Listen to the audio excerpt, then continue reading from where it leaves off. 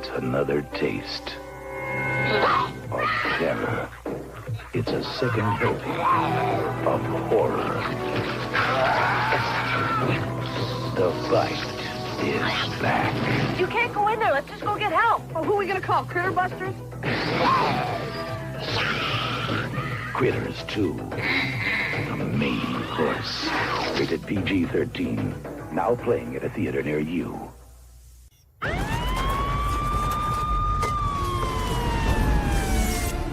The blackest eyes. The devil's eyes.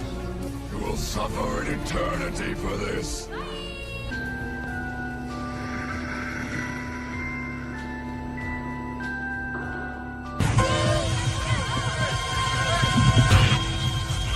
Son of a bitch. Yep, son of a bitch, everybody. We're doing Critters 2 for our Easter special 0-Point Reviews. Yes, Easter was yesterday, but everybody enjoy your time with family because you're going to want to not spend time with family while you're sitting around with a review with us on Critters 2.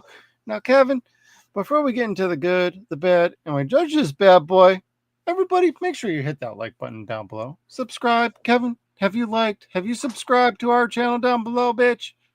I have twice. You understand the words that are coming out of my mouth?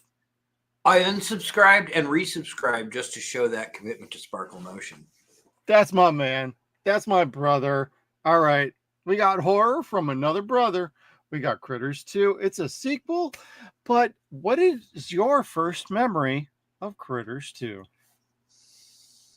Oh, God. Seeing a great big cutout. I think it was a cardboard cutout of the big ball that's behind you on the screen. This?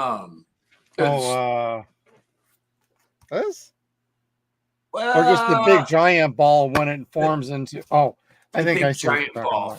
Well, I say behind you, I mean like on the cover itself. Yeah. Yeah, this one. They had a cardboard cutout of that, I believe. And really? Yeah, and I was like, oh man, it's more of those things. Because I had already seen Critters before. Like, I loved Critters. That was a VHS gold pot. I loved it so much, just like Gremlins. That first one's pretty fun, gotta say. Yeah. And then when this came out, I rented it, and god damn did I just love this movie. Like, I'll save that for the end. This is a very, very fond VHS memory. Like, I used to love renting this, going to the rental store, not Blockbuster because it was long before they were around. Going to the horror film section, looking through all the amazing covers, and the Critters, both Critters 1 and 2 had amazing cover art to them. Like you just showed the first side that you had. Critters 3 is okay. Oh, you don't want to talk about the Leonardo DiCaprio awesomeness of Critters 4, buddy? Come on, dude. You know you want to talk about Critters 4. That's right, everybody. Leonardo's first feature film, Critters 4. They all have one. Just ask George Clooney. Attack of the Killer Tomatoes. Jennifer, what's her name? Not Jennifer Carpenter. Aniston did Leprechaun, baby. Thank you. Yeah. Golly, it's almost a crime to say it, but her butt looked really nice in that movie. But I think she might have been like 17 or 18 at best. So it's like you really shouldn't say that at all. Your love life might have been a waste.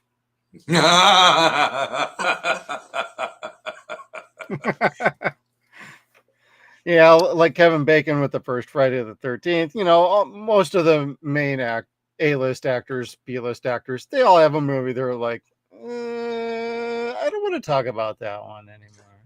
Mariska Hargitay and Ghoulies.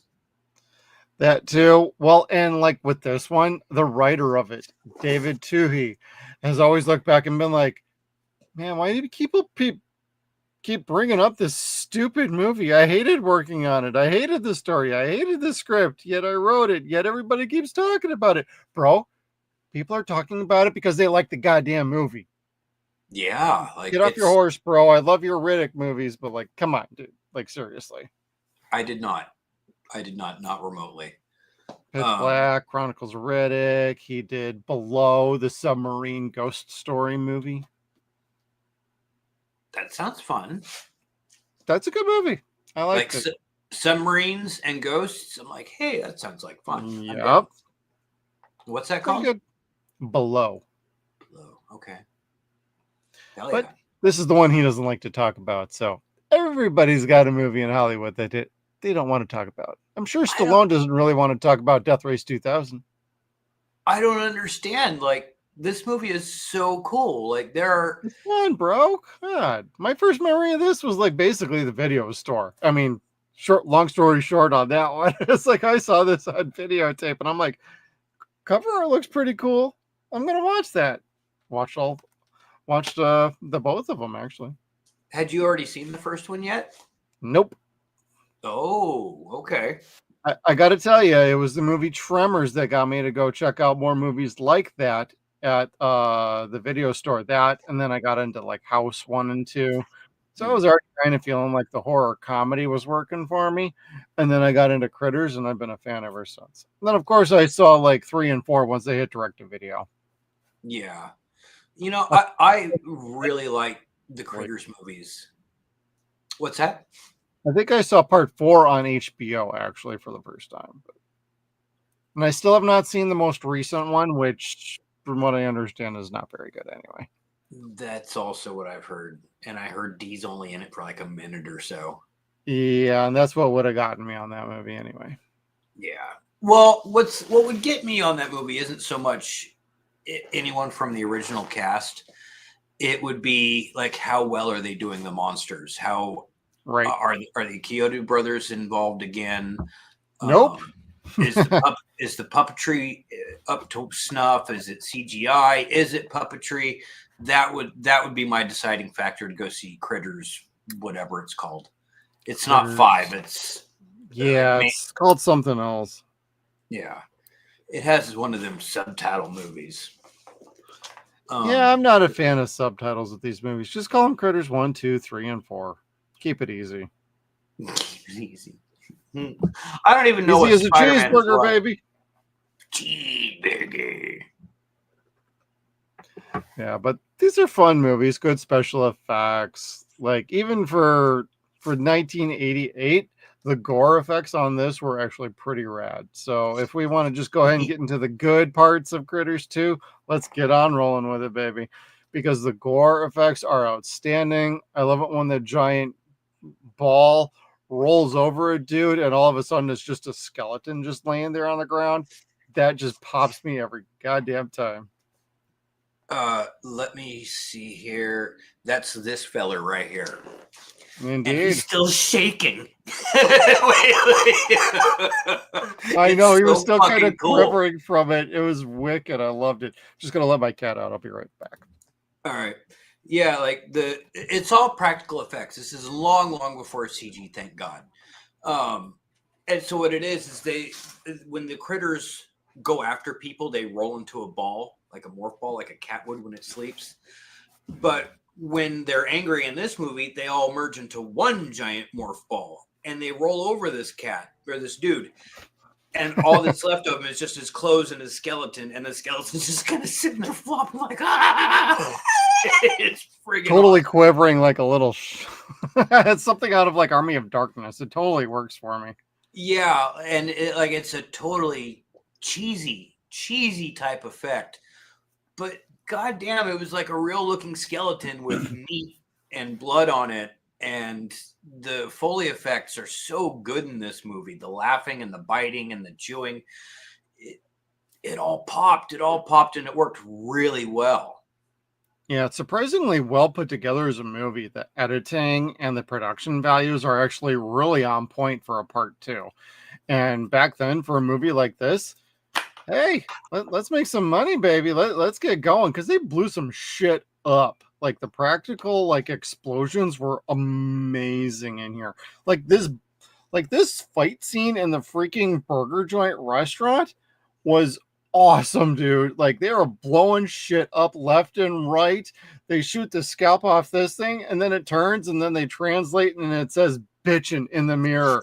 And it's like, dude, if you could not get into a quirky, funny horror I mean, the horror is very light in this. It's very aloof. It's just whimsical. It's kind of funny. There's nothing scary about this movie. But like No. literally when the scalp gets shot off and it turns to the mirror and it goes bitching, it's like, yo, you can't help but laugh. That killed me as a kid. Killed me because It still gets me today. I watched this movie twice in the last day and I'm like, man, this is fun. it's so stupid. And I say stupid is it's absurd. And I say absurd in a good way. It's a very good way.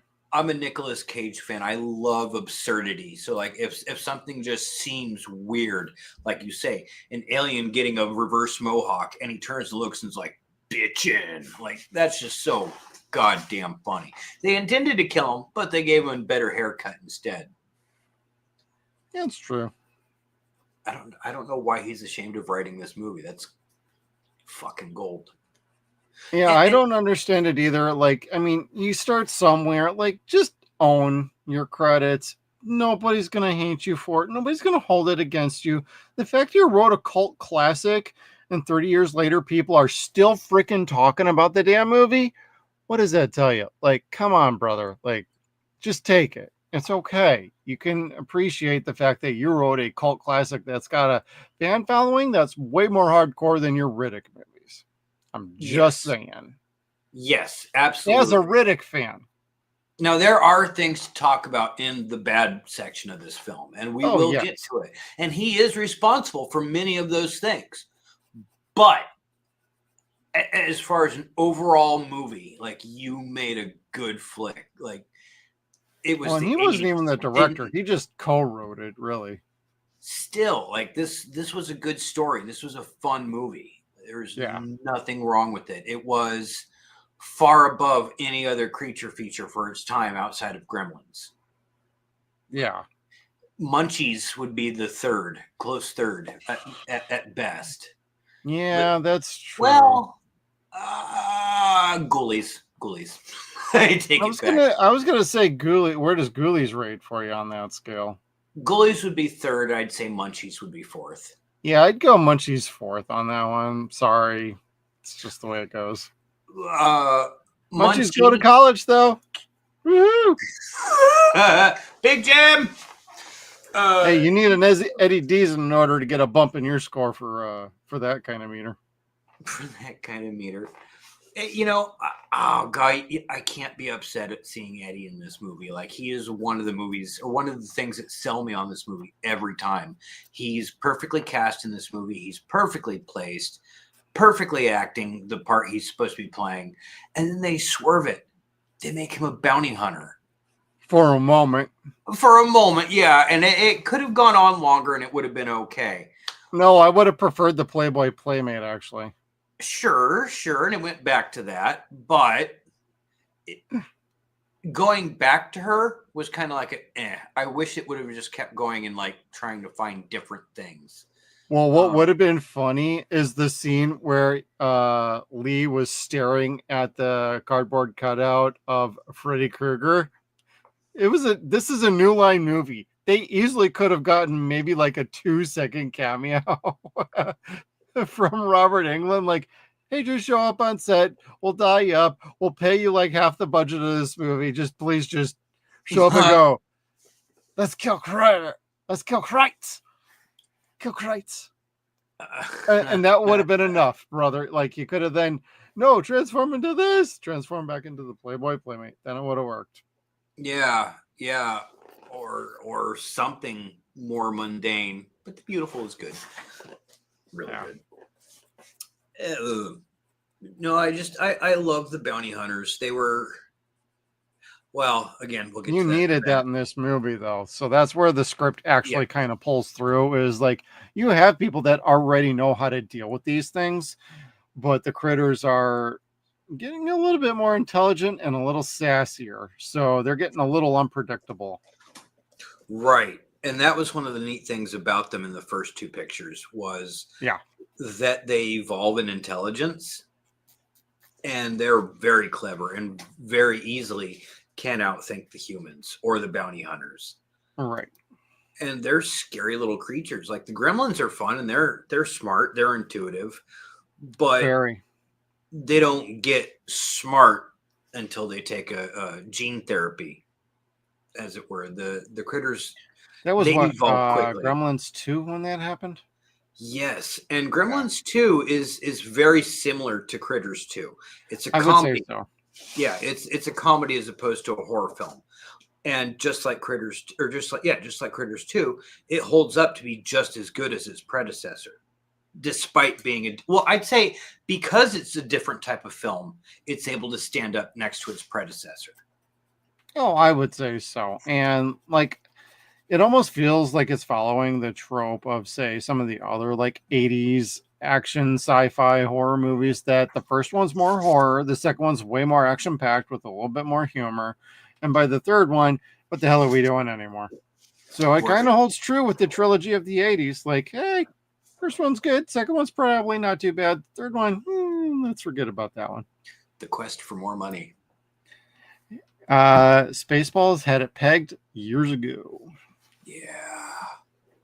And here I mean, comes I like 3 and 4, but I'll be honest, like those are straight trash by comparison to part 2.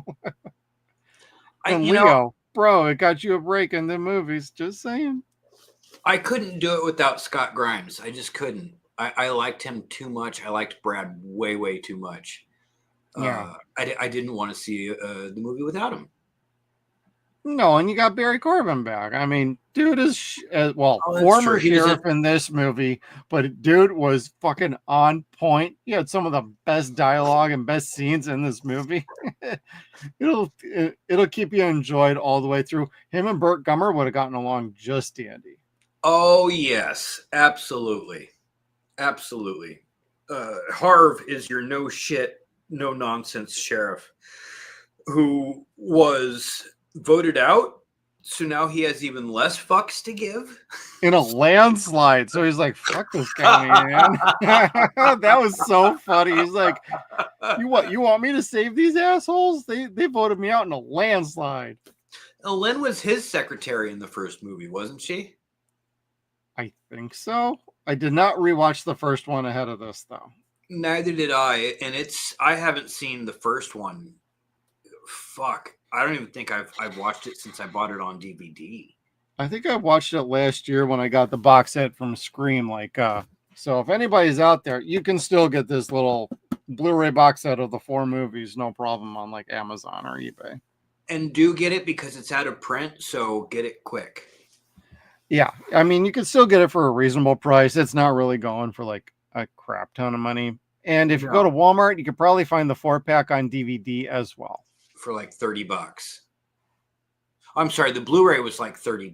It was Blu-ray, yeah. The DVD you could get for like maybe 10, 15 if you can find the 4-pack at like Walmart or a Dollar General or wherever. Yeah, but that box set was really nicely priced. That and The Fly was like incredibly priced. I'm sorry to all the people that bought it when it first came out. Dude, yeah, I waited on the Critters because I had my DVDs. I'm like, I'm not going to upgrade. No, I'm actually glad I did, because one of the good things about that set is all of these, and I spot checked 3 and 4 without actually like really watching them. But I went to 4 scenes in, and then like 8, and then 12, and then the end. Picture looks good on all of these, especially the first 2. Picture quality is on point. I absolutely enjoyed watching this on Blu-ray. That makes me happy to hear.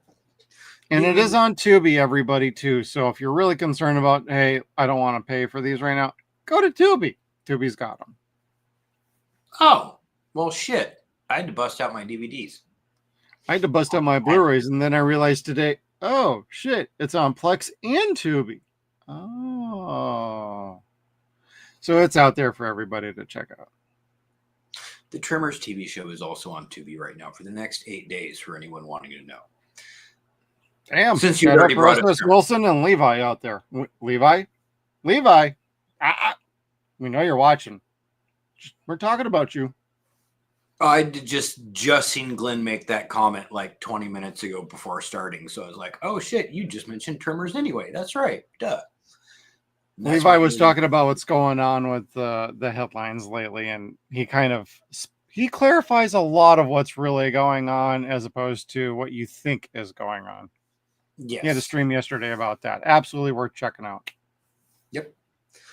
I totally digressed and lost myself. 0 Point.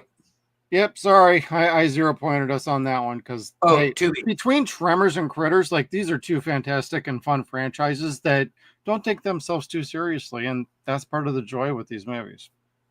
Yeah, like there are few perfect creature features, and gosh, I'd say this is one of them. This, Tremors, Gremlins,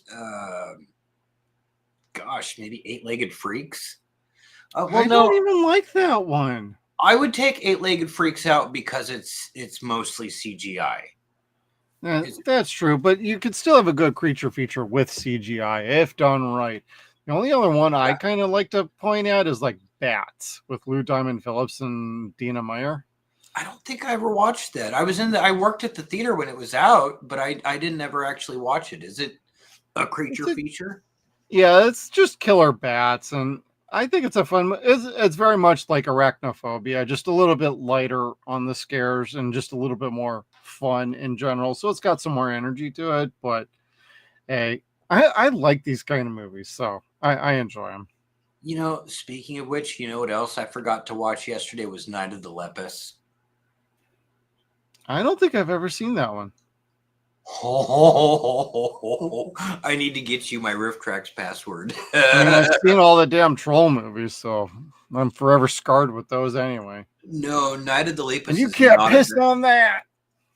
Night of the Lepus is not a bad movie. I remember my dad renting it when I was a kid, and it was really cool. It's got DeForest Kelly in it, but you can't hold that against it. It's dude, DeForest Kelly is rad, man. You can't knock that. It's based on Food of the Gods. So it's scientists were trying to increase the size of these rabbits. And I know which movie you're talking about. I have not seen this, but I know what you're talking about now. Yeah, and they make these giant gargantuan-sized rabbits. Oh my god. That for the most part is just rabbits hopping around models and stuff like that. And it's so fun. Dude, tie into Easter. You got the Easter bunny behind you and you're talking about that. Not only do I have an Easter themed movie too, actually. We have the Easter bunny with his Tehachapi hanging out too. Yeah. Yeah, before he gets his bowels, before he gets disemboweled by the Krites. That was so cool. Kill Krites. Kill Krites. The true meaning of Easter. Killing Krites. Goddamn right, brother. And that having been said, I have been wanting to watch this movie for the show for like 2 years at this point, 3 years maybe. Because this is just like we've been toying about it, so yeah, like this is my favorite Easter tradition. At least I want it to be a tradition. It's not, but I want it to be. I try to watch this every Easter. This, Mallrats, Night of the Lepus, stuff like that. But unfortunately, we'll do Night of the Lepus next year for Easter. I'll even try to do it without riffs. I'll watch some series. I have a hard time watching anything without riffs. That's true. If there's not a monster, then it needs to have riffs. Yeah. If there's no riffs, it needs boobs. Well, this movie had boobs. Those are some two good things about this movie as well. That's true. It did. It did. Roxanne, was it Kernahan or Kenohan?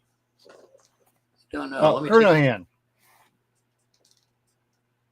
She was lovely. She was stunning.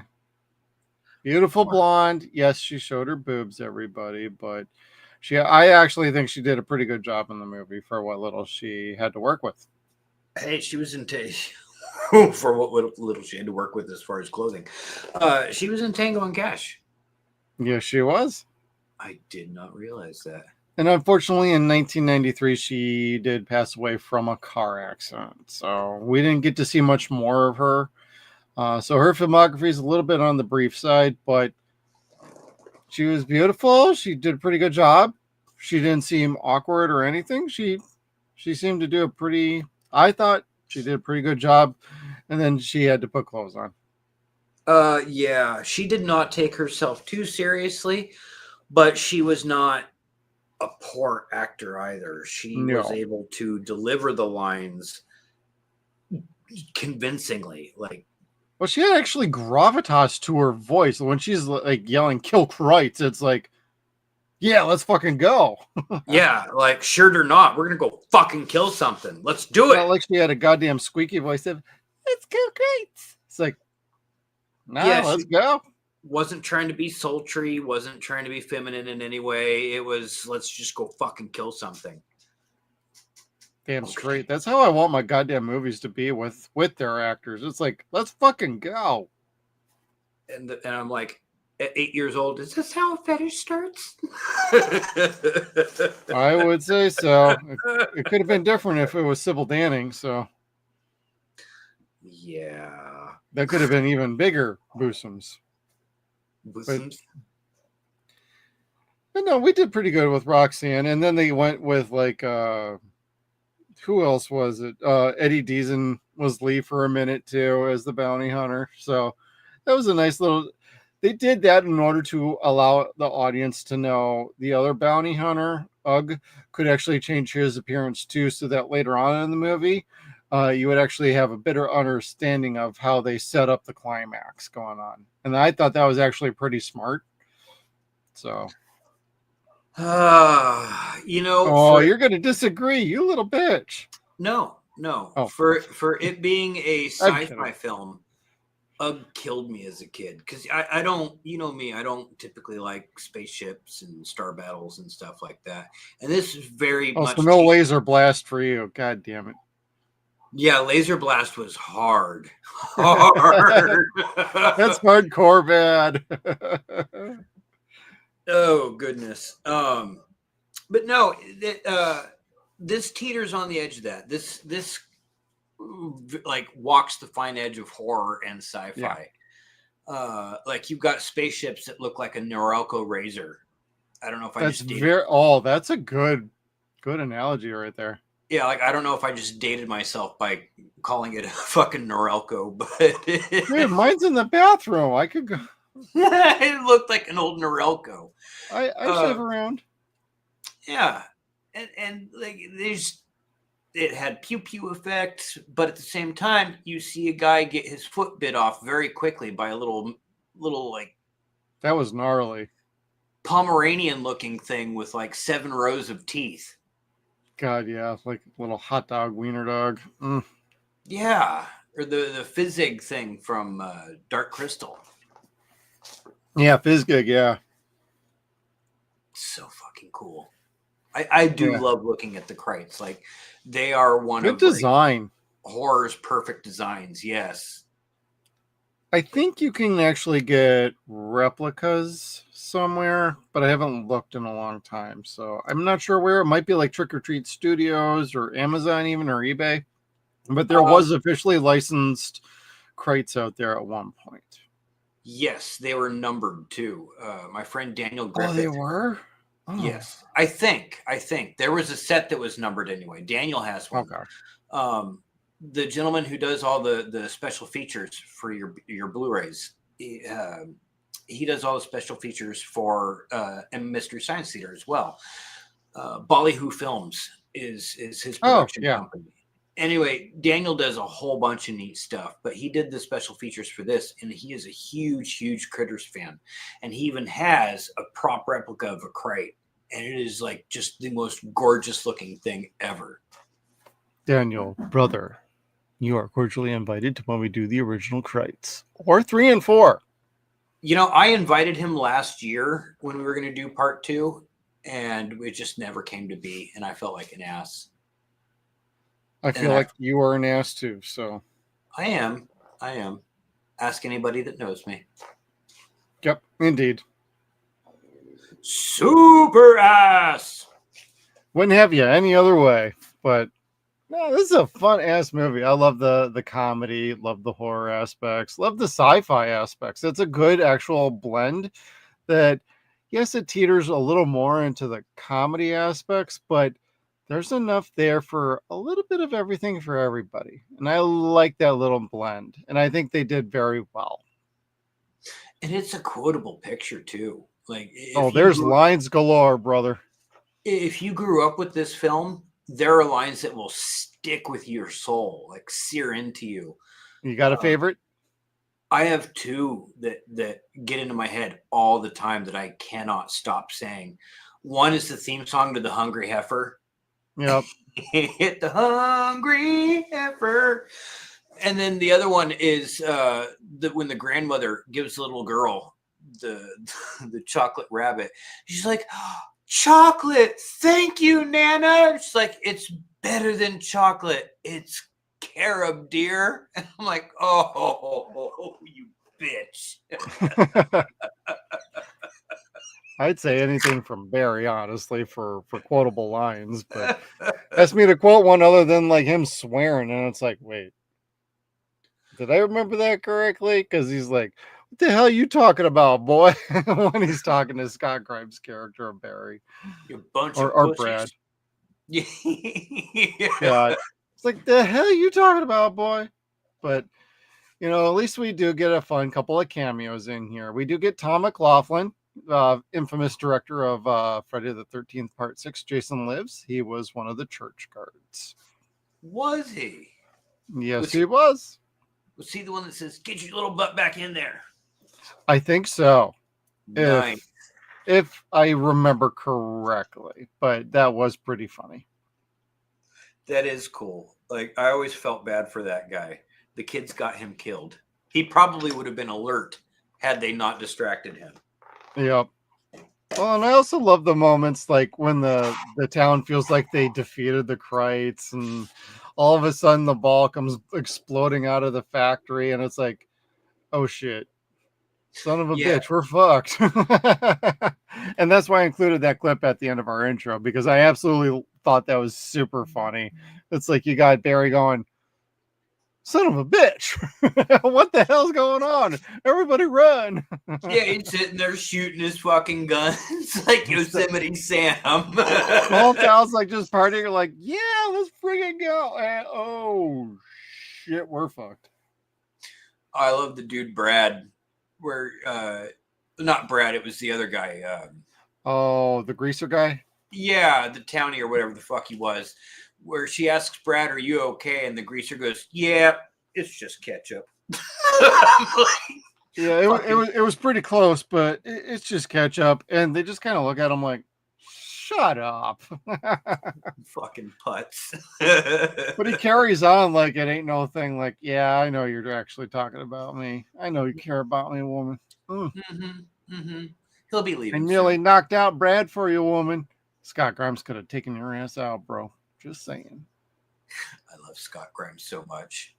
Dude, Scott, like, we're gonna tag you on Twitter. Like, I hope you like this because you did fine. You were very good. He was one of my heroes as a kid. Like, I don't know why, because the age was so close. Like, I just kind of looked up to that character. Like, oh, he's been in that situation. That's cool. I want to be chased by aliens. The only problem is he felt like he was like 14 or 15 years old. The way he looked in this movie by comparison to everybody else, and it's like, so he's really trying to hang out with a reporter's daughter, who actually looks like she's about like early 20s, and he looks like he's only like 16. So yeah, he was kind of my hero back then. Megan was one of my first crushes as a kid, I think. Yeah. I cannot explain that. Just turned out to be that way. Was that Leanne Curtis? Yes. If I remember correctly. Yeah. I got notes over here. I'm not even looking at them. I don't know. I'm just having a fun time. Might as well look at some of them now. We are unprofessionals. We're having fun. That's all we do. Oh, one of the lines was, you're like between a pimple on an ass and a pineapple on something or other. You're like a Pitbull on that. I don't know. There was a line of like 12 minutes in that just cracked me up. From Harv? Yeah.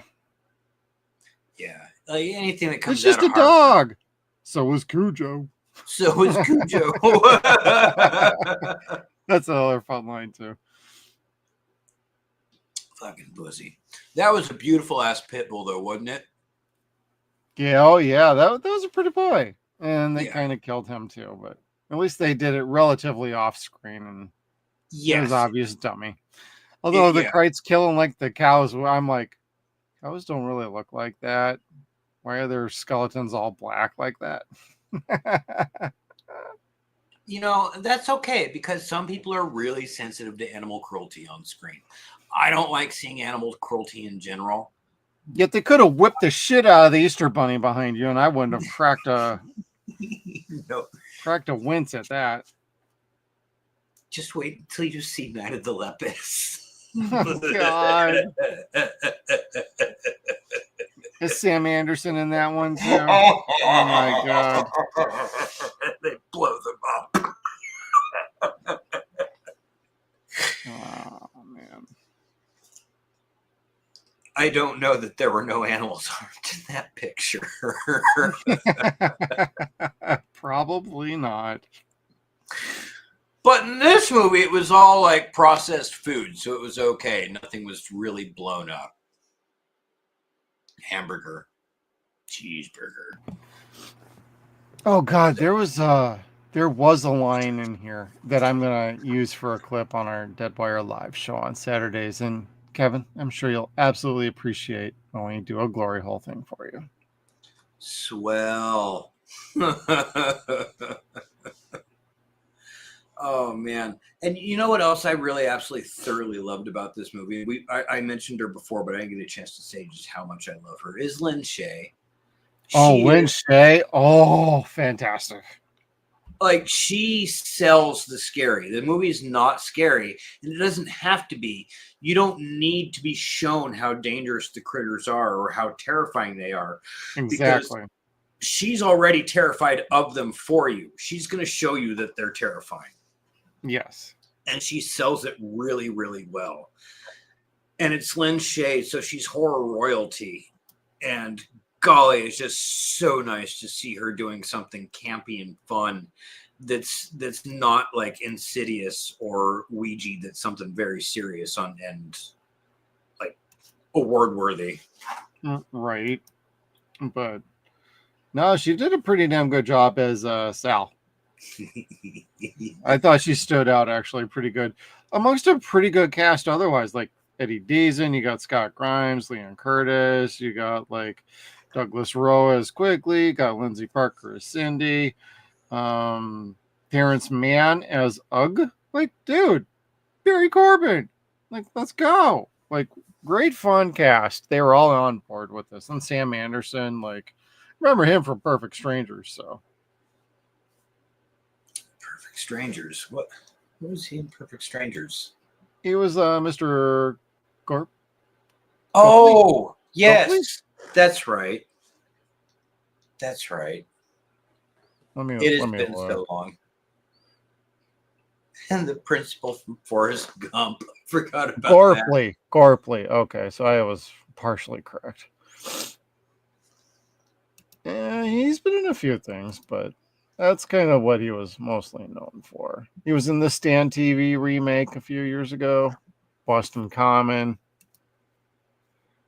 WKRP in Cincinnati. He was in the TV show Prey that we might cover at one point, Growing Pains. So he's been around for quite a while. Yeah.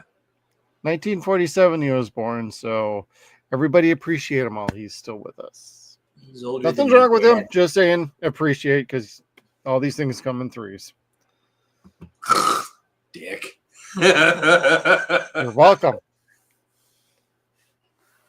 Criminy. Let's see here. What else was really good?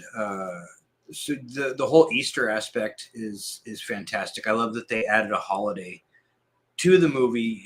To I don't know. Do you think that was to put more butts in the seats, or does it give it like a niche, like this, people will remember this movie because it's going to be for this holiday, like Valentine's Day.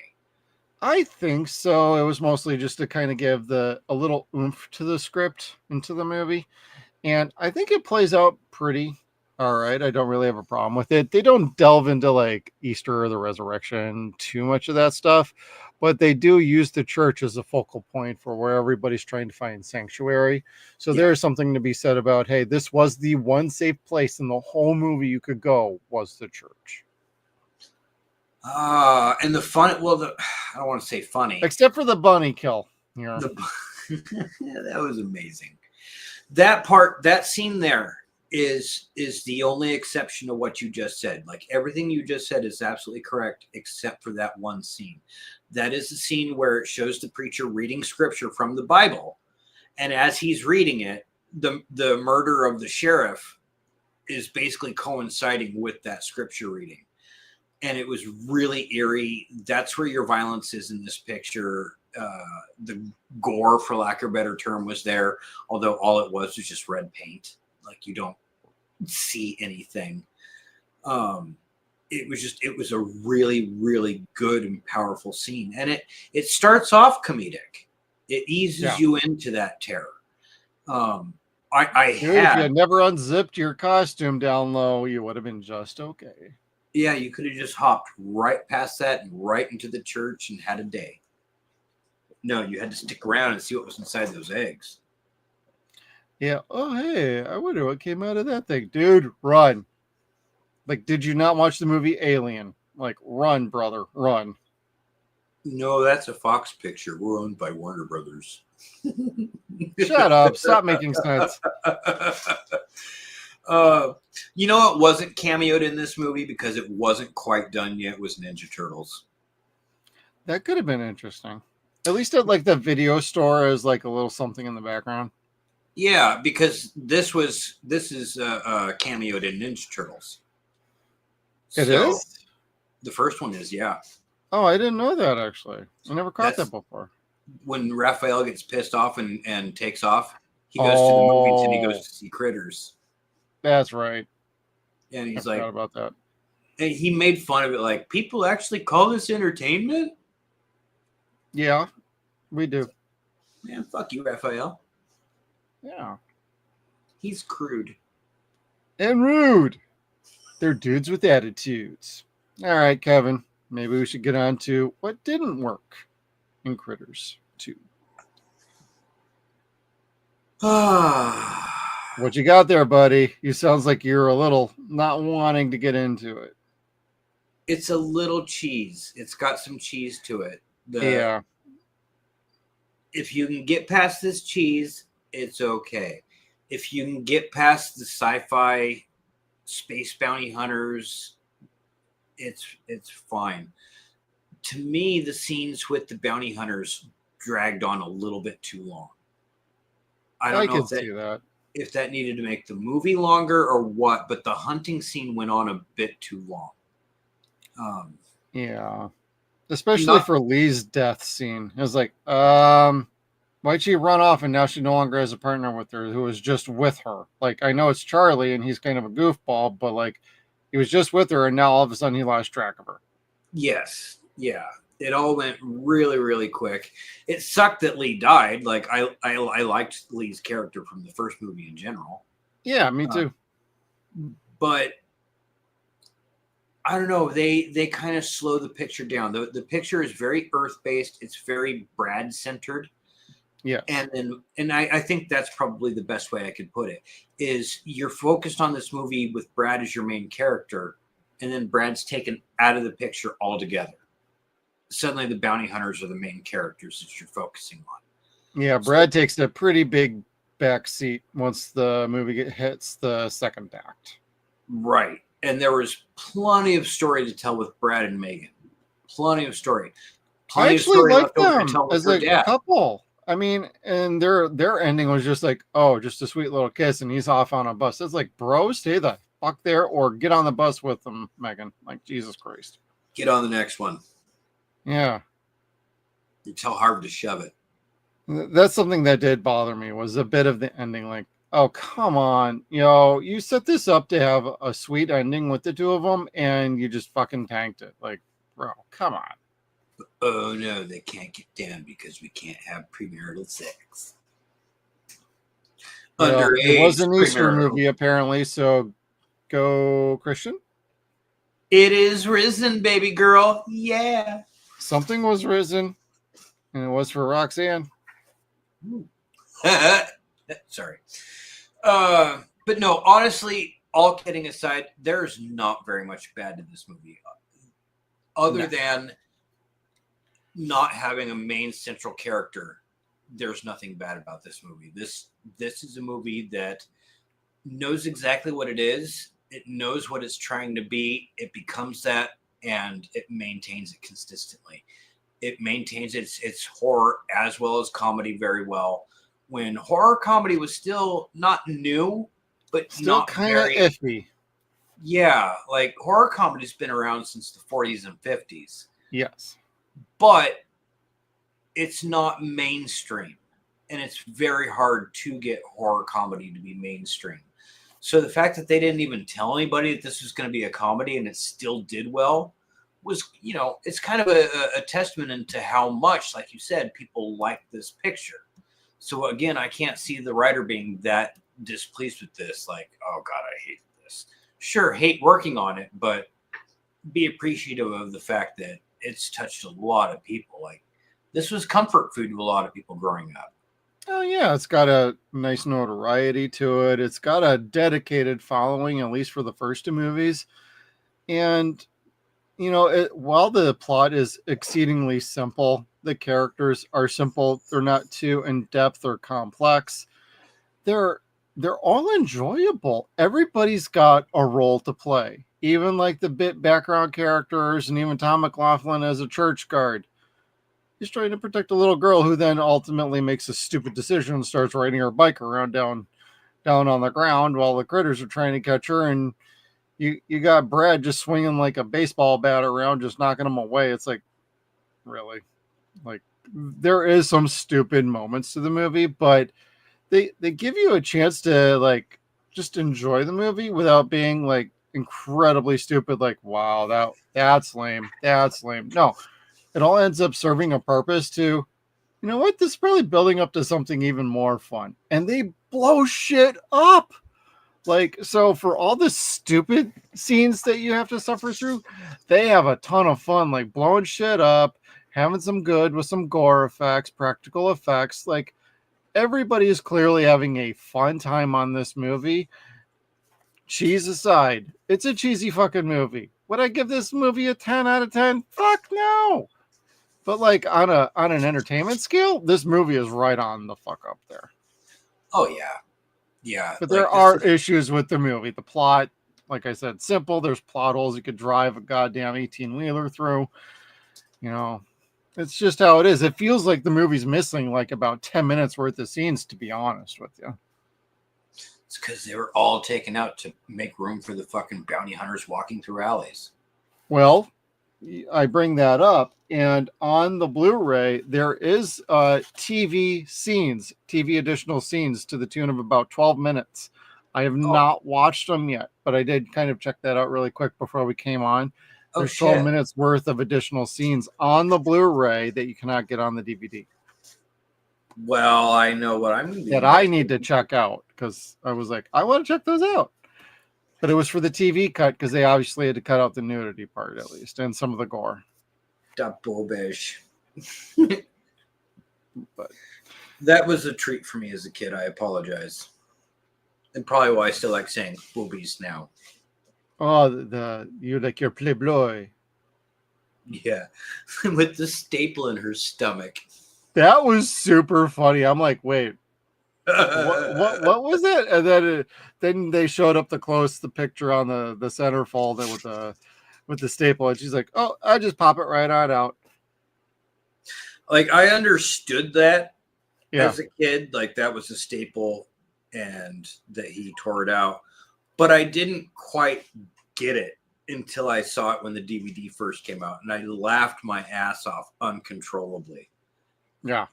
Like I understood it, but I didn't get it until I was a grown up, and that's another sign that this movie is just goddamn great. Because again, perfectly entertained as a kid, dying laughing as an adult. Like, it was just Yeah, you perfect. pick up a lot more on the subtle jokes that they threw in there. Yeah. This was a smart flick, and it's hard to say anything bad about it. Coming I up call and it a finding smart, anything, dumb flick is what I would call it, because this isn't high art here. There's nothing too terribly complex. no, gosh, I mean, Eddie's in this picture and not doing voice work, which is sometimes his best work. The set design was all very, very limited. Yeah, the town is all one set, basically. Like, it had seriously, it screamed Cormanville. it's like 6 buildings and it's good. And a gazebo. Yeah, and a gazebo. It's almost like what perfection could have been in Tremors. If there was grass in perfection, yes, absolutely. Bingo. There's grass at the church, at least. Yeah, out in front. And it's probably whatever grass they were also smoking on set too. Happy 420, everybody, from yesterday. Oh, yeah. Oh, man, I don't know if I won anything at the lotto, or not lotto, the dispensary. They had a lottery, basically, with raffle tickets, and I lost my raffle ticket. And I bet you this is going to be the one year, because I lost it, I actually won something. Yeah, that sucks. Yeah. I mean, you don't win weed or anything like that, but it'd still be cool. Yeah, true. I like my hoodies. Baseball hats or swag. Swag. I like the swag. Well, Kevin, what are we going to judge this bad boy? Well, see, here's the thing about that. When I said there are very few perfect creature features, this might be, I can't say this is the one, but maybe it's tied for first. So I'm going to say this as a matter of respect. This is to creature features what House 2 is to ghost stories. Like, it is just as good as the original, if not better in its own way. Like, this has more explosions to it, like you said. It's got more action to it. It's got more thrills to it. It's got more romance to it. It's got more boobies to it. Like, this movie just had so much more to what the first one had, and the first one was amazing. Oh yeah. So IMDb gives this a 5.6 out of 10 stars. I think that's really hatcheting it at the knees because of its budget. If this had a bigger budget, I don't know, maybe it could have been a more successful movie, but it's a cult classic picture. It got its popularity through HBO and VHS. But I, like you, I don't know anybody that sees this being on and flips past it. I don't. This is a fun movie. It's always been one of my favorites. It'll always be one of my favorites. And I watch it at least once a year. At least. But again, unlike the first one, I don't think I've watched that in like 30 years. Yeah, I was looking this up on CRTICILESS here really quick. A website for film reviews that I like to go to. They only have 7 votes on here, and they do not actually reveal the score until 10 reviews have been submitted with scores. We will be adding one as well, so we'll get up to 8 there. But like what you were saying, I was seeing like between 4 and like 6 on some places. That's about as high as it got. Me, I give this a pretty solid. I'll be fair. I'm gonna give this like a 7. Mostly out of like a fun aspects, and it's got a good cast. It's enjoyable. It's a quick movie. It's an hour and 26 minutes. It doesn't overstay its welcome. And there's something here for just chilling and having a good time. You don't have to think too much about it. Not too many crazy plot twists. That's where I'm going to fall on that scale. So I'm going to go just a bit higher. I'm going to say 7.5 because that fun factor is so high. yes, it's so fun. I watched it twice. Like, I don't really do that when we do our reviews. Yeah, no, and if you're doing it because you want to see it again and you want to get those laughs and just experience it, not because you wanted to see if there was something that you missed. Gosh, what a great feeling that is. That's when it stops becoming homework and just start being fun. You know, that's a rare opportunity for what we do, but it's a neat thing when it really happens. Absolutely. And I'd recommend everybody go check this out on Tubi. If you just want to give it a whirl, see what it's like, and go from there. You can still track down the DVDs, Blu-rays, like we were talking about. But Kevin, got any other final words before we say goodbye to everybody tonight? Kill Kreitz. Let's kill Kreitz. And kill that like button down below. Hit that like button for us, please. We would greatly appreciate it. Subscribe on the way out. Hit the little bell notification. And everybody, happy Easter, happy 420. We will see you tomorrow when we resume our normal schedule with Princess Mononoke. So thank you for tuning in, everybody. Y'all have a